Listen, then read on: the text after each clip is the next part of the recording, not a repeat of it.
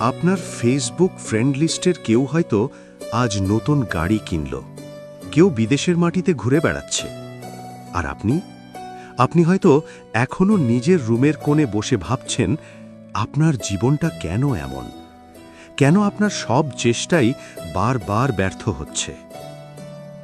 মনে রাখবেন, আপনি ব্যর্থ নন। আপনি আসলে মাটির নিচের সেই বাঁশ গাছের মতো শিকড় মজবুত করছেন, যা আগামীতে আকাশ ছুবে। কেন আপনার সময় এখনো আসেনি, আর কেন দেরি হওয়াটা আপনার জীবনের সবথেকে বড় আশীর্বাদ? আজ গল্প ফিউশনে আমি শুভ আপনাকে দেখাবো জীবন দেখার এক নতুন দৃষ্টিভঙ্গি। এক ব্যক্তি প্রতিদিন ভগবানের কাছে অভিযোগ করত। সে একদিন রেগে গিয়ে বলল, প্রভু, আমি একই সাথে একটি ফার্ন আর একটি বাঁশ গাছের বীজ পুঁতেছিলাম। ফার্ন গাছটি মাত্র কয়েক মাসেই বাগান আলো করে বড় হয়ে গেল, কিন্তু এই 5 বছরেও বাঁশ গাছটির একটি পাতাও আমি মাটির ওপরে দেখলাম না। কেন আমাকে এত অপেক্ষা করাচ্ছ? ঈশ্বর তাকে স্বপ্নে দেখা দিয়ে বললেন, বৎস, ফার্ন গাছটি খুব দ্রুত বাড়ে ঠিকই, কিন্তু সামান্য ঝড়ে সে নুয়ে পড়ে। অন্যদিকে গত 5 বছর ধরে এই বাঁশ গাছটি মাটির ওপরে বাড়েনি ঠিকই, কিন্তু সে মাটির নিচে তার শিকড়কে কয়েকশো ফুট গভীরে নিয়ে গেছে।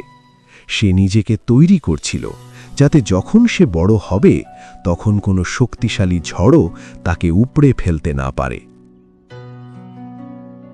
ঠিক 5 বছর পর দেখা গেল, মাত্র 6 সপ্তাহের ব্যবধানে সেই বাঁশ গাছটি 80 ফুট লম্বা হয়ে আকাশ ছুঁয়ে ফেলেছে। যে গাছটি 5 বছর দেখা যায়নি, সে আজ বনের সবথেকে উঁচু গাছ। শুভ, আমাদের জীবনটাও এই বাঁশ গাছের মতো।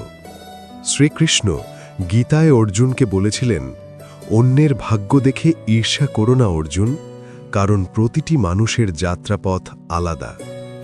আপনার বন্ধু হয়তো 25 বছর বয়সে সফল হয়েছে, আর আপনার বয়স 30, তবু আপনি লড়াই করছেন। এর মানে এই নয় যে আপনি পিছিয়ে আছেন, এর মানে হলো আপনার শিকড় মজবুত হচ্ছে। সূর্য আর চাঁদ উভয়ই উজ্জ্বল, কিন্তু তারা তাদের নিজস্ব সময়েই আলো দেয়, একে অপরের সাথে পাল্লা দিয়ে নয়। আপনি যদি আজ অন্যের ফার্নহাজ দেখে নিজের মাটির নিচের বাঁশ গাছকে অবহেলা করেন, তবে আপনি নিজের সাথেই অন্যায় করছেন। তাই আজ থেকেই অন্যের সাকসেস দেখে নিজেকে ছোট ভাবা বন্ধ করুন। নিজের ওপর কাজ করুন, নিজের শিকড়কে মজবুত করুন। আপনার সময় যখন আসবে, তখন আপনার উচ্চতা দেখে এই পৃথিবী অবাক হয়ে যাবে। মনে রাখবেন, দেরি হওয়া মানেই হেরে যাওয়া নয়, দেরি হওয়া মানে বড় কিছুর প্রস্তুতি। গল্পের মাধ্যমে জীবন পরিবর্তনের এই যাত্রায় আমি আছি আপনার সাথে।